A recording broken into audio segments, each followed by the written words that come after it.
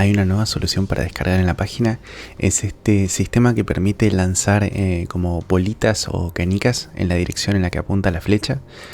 Al pulsar la barra espaciadora se va a lanzar una de estas esferas en la dirección en la que está apuntando la flecha. En la descripción tienen el link para descargar el paquete. Al importarlo se van a encontrar con los archivos necesarios. En la escena ya está montado este sistema y ya se puede probar. Y básicamente el que controla todo es este script que se llama Firing Arrow. Más adelante vamos a ver cómo funciona. Empecemos por los parámetros que se pueden configurar. Acá en la jerarquía, en este GameObject llamado base, tenemos asignado el script Firing Arrow. Podría haber estado asignado a cualquier otro GameObject, pero bueno, en este caso se lo asignamos a este mismo objeto. Aquí podemos aumentar la amplitud de ángulos. Esta amplitud es la cantidad de grados que se va a rotar respecto desde el centro, tanto hacia la izquierda como hacia la derecha. En este caso son 40 grados, pero por ejemplo si ponemos 90 grados, la flecha va a ser en 90 grados hacia un lado y 90 grados hacia el otro. Luego tenemos la velocidad con la que se recorre esa distancia. Acá la podemos aumentar y la flecha va a recorrer esa cantidad de ángulos de manera más rápida. Por último podemos controlar la velocidad con la que se disparan los proyectiles. Acá con este parámetro, Bullet Speed, podemos hacer que los proyectiles salgan más lento o más rápido. Y aquí se asignan las referencias de los objetos necesarios. Este objeto Arrow es el que finalmente va a rotar esa cantidad de grados. Fíjense que el origen del objeto está como en este punto, pero el mesh está como desplazado, ¿no? Eso es para que al rotarlo respecto de su propio punto de pivoteo de origen, se pueda lograr este efecto. Por ejemplo, si estuviese centrado el origen, al rotarlo ocurriría esto. En este caso esto lo hice directamente en Blender, pero se puede lograr bastante simple utilizando un objeto vacío y luego hacer la flecha como hijo de ese objeto y desplazarlo. Este punto head va a representar como la punta de la flecha, el punto donde se va a originar el disparo, y además nos va a servir para calcular la dirección. La dirección la podemos calcular simplemente restando este vector con el vector de la base, haciendo como una operación de vector final menos vector inicial. Y el resultado es un vector que tiene la dirección de la flecha y también el sentido. Pasemos a analizar cómo funciona el script para rotar la flecha y disparar los proyectiles. Bueno, acá tenemos todos los parámetros que estamos viendo en el inspector. Estos que están serializados son los que aparecen en el inspector. Y luego tenemos algunos parámetros internos. En la función start inicializamos algunos campos. Por ejemplo, este de leer la rotación inicial que tenía el objeto al empezar, por si acaso lo necesitamos más adelante. La rotación actual de la flecha en el momento de empezar, que bueno, va a coincidir con la orientación inicial, solo que la actual se va a ir modificando en cada ciclo de fix update. Luego estos dos ángulos, estos son floats, van a ser la mínima y máxima cantidad de ángulos que puede describir la flecha. Esto es lo que va a determinar como el rango en el que va a rotar la flecha. Acá vemos que se calcula respecto de la orientación inicial, menos la amplitud para el caso mínimo, y la rotación inicial más la amplitud en el caso máximo. Y por último tenemos este vector de rotación, que este es el vector que se va a utilizar para darle la rotación a la flecha en ángulos Euler. Acá en la transformación vemos que al rotar la flecha, la componente que está cambiando es la componente Y de la rotación. Así que por esa razón vamos a utilizar esta componente. Acá también tenemos las funciones update y fix update, que luego vamos a ver qué hacen específicamente, pero antes me gustaría analizar un poco los nombres que le puse a las funciones. Acá podemos ver esta función que se llama rotar flecha. En el interior de esta función puse todo el código que se utiliza para lograr este efecto de rotar la flecha de un lado al otro, ¿no? Entonces todo ese código va a estar dentro de esta función. Firebullet es el código que se encarga de crear un proyectil en la punta de la flecha y asignarle una velocidad inicial. Y luego el proyectil se va a mover automáticamente por la componente rigid body que tiene asignada. Acá tenemos una función que devuelve un vector 3.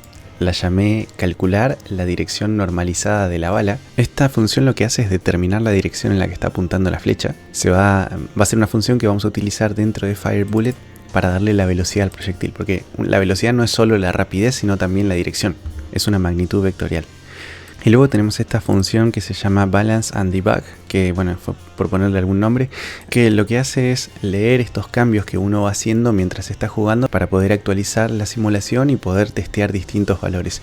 Y además también lo que hace es dibujar una línea acá en el editor para asegurarme de que la dirección que estaba calculando era la correcta. Esta línea blanca que vemos acá Eso se dibuja dentro de esta función.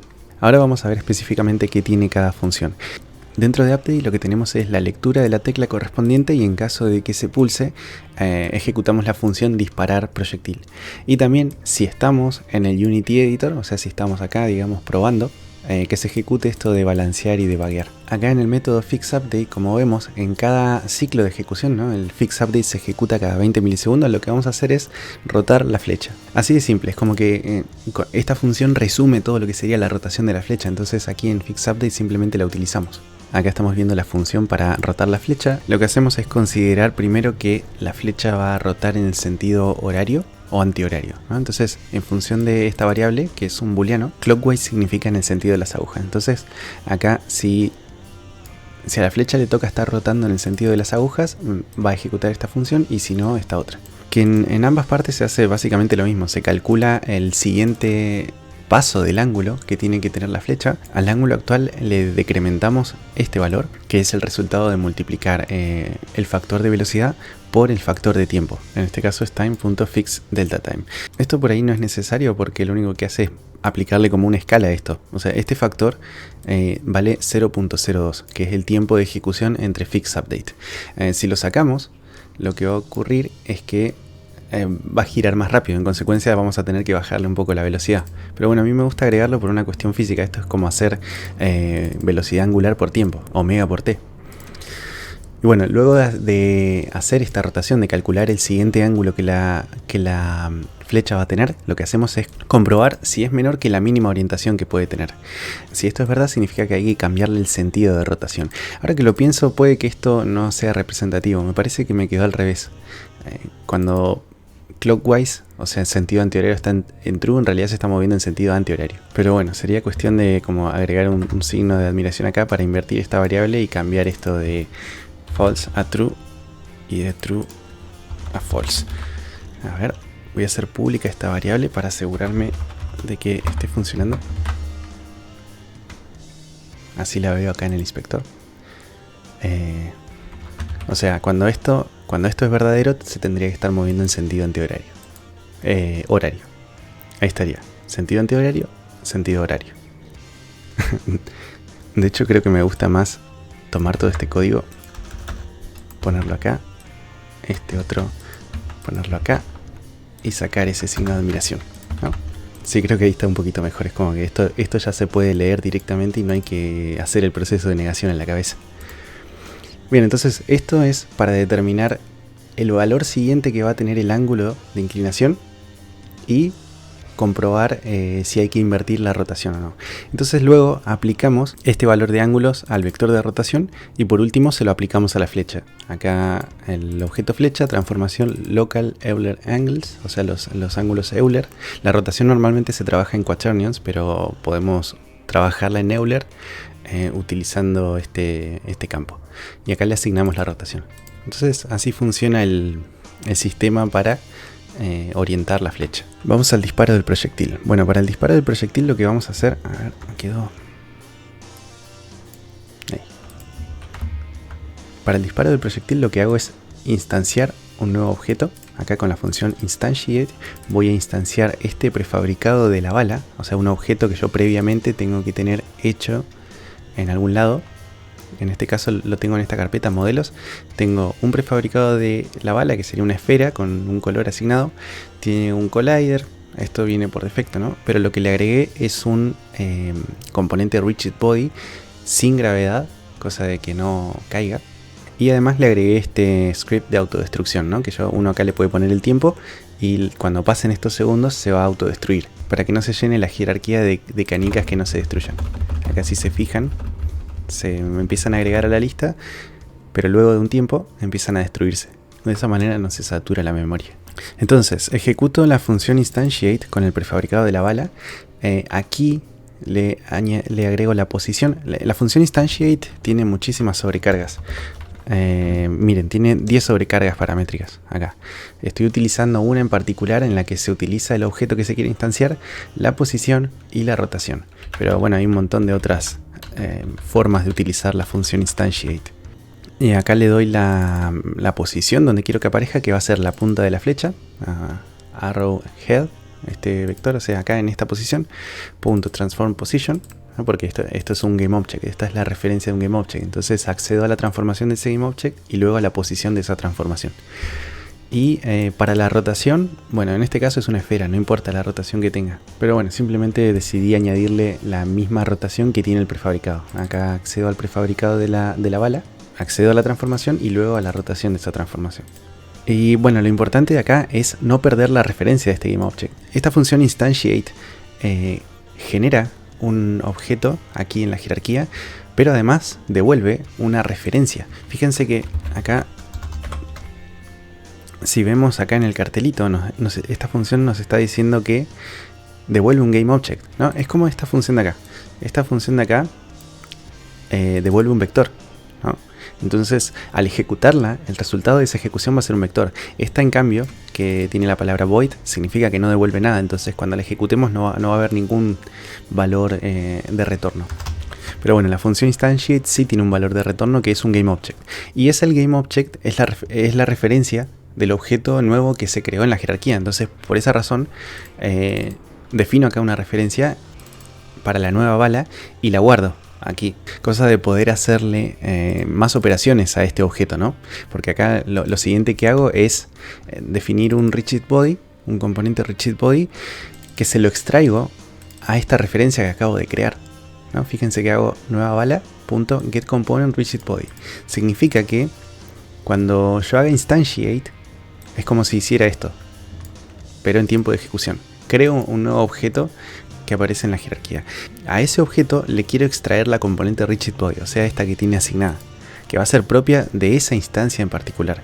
Bueno, esa es la que voy a tener asignada acá. Y por último, lo que hago es a esa componente rigidBody propia de ese objeto nuevo, le asigno una velocidad acá. Y la velocidad va a ser igual a el producto de la rapidez de la bala por la dirección normalizada. Dirección normalizada significa un vector de norma 1, o sea que simplemente aporta lo que sería la dirección. Acá, como vemos, para calcular ese vector normalizado utilizo la función de vector3, vector3.normalize, y esto me va a normalizar el vector que le mande acá. Y el vector que meto dentro de esta función es la diferencia entre las posiciones final, digamos, de la flecha e inicial. Vector final menos vector inicial. Entonces, de esa manera tengo un vector que tiene esta dirección, pero que no necesariamente tiene norma 1. Entonces, con esta función lo normalizo. Y finalmente lo devolvemos. Entonces, la ejecución de esta función va a tener como resultado un vector 3 de norma 1 que indica la dirección. Luego lo multiplicamos por la velocidad y eso finalmente lo asignamos al componente rigidBody. Por último, estas funciones para debuggear. Esta instrucción es la que permite dibujar la flecha blanca que aparece entre la punta y la cola de la flecha.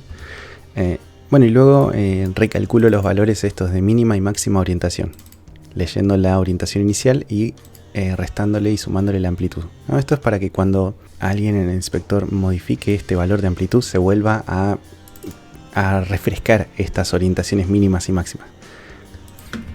Fíjense que si comento esta línea